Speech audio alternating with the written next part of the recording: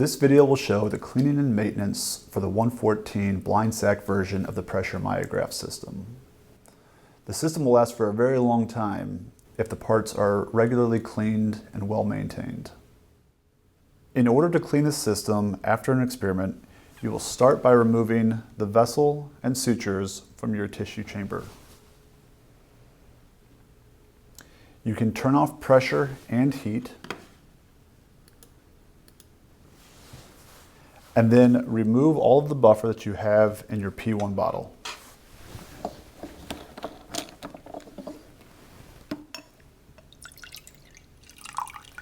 You will then reconnect all of the tubing and the bottle cap.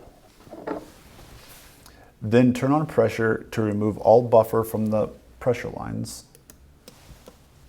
While that is pressurizing, you can remove all of the buffer from the tissue chamber itself.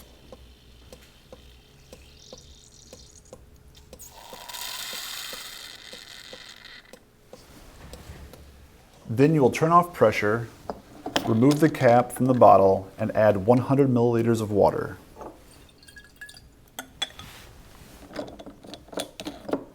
Reconnect the cap and turn on pressure. Let this run for 10 to 20 minutes.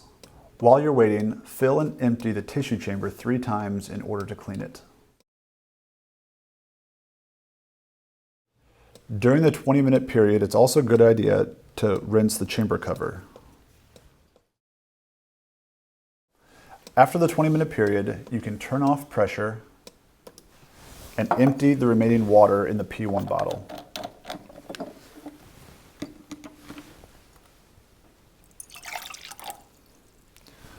Reattach the cap with nothing in the bottle.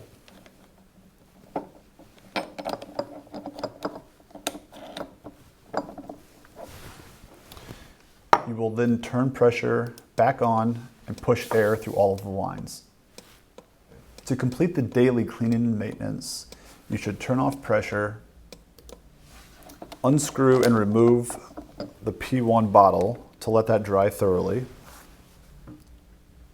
You should also try to remove any remaining liquid that is in the chamber.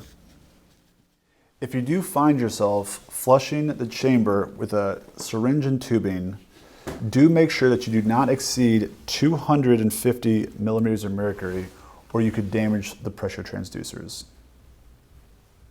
The daily cleaning with water should be sufficient in most cases.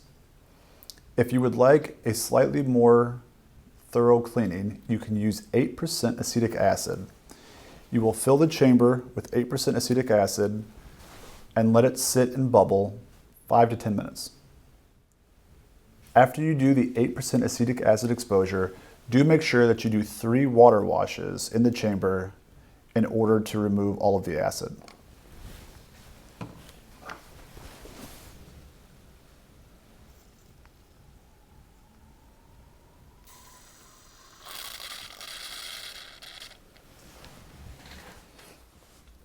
If you notice any salt or discoloration buildup, you can take a cotton swab and you can rub the chamber. Please be careful to avoid damaging the glass cannula or the cover glass at the bottom of the chamber. If any hydrophobic reagent has been used during the experiment, water may not be sufficient to clean the chamber. You can fill the chamber and the glass cannulas with 96% ethanol or a weak detergent solution. You will just add this directly to the bath and let it sit for 5 to 10 minutes. You will then do your 3 distilled water washes afterwards.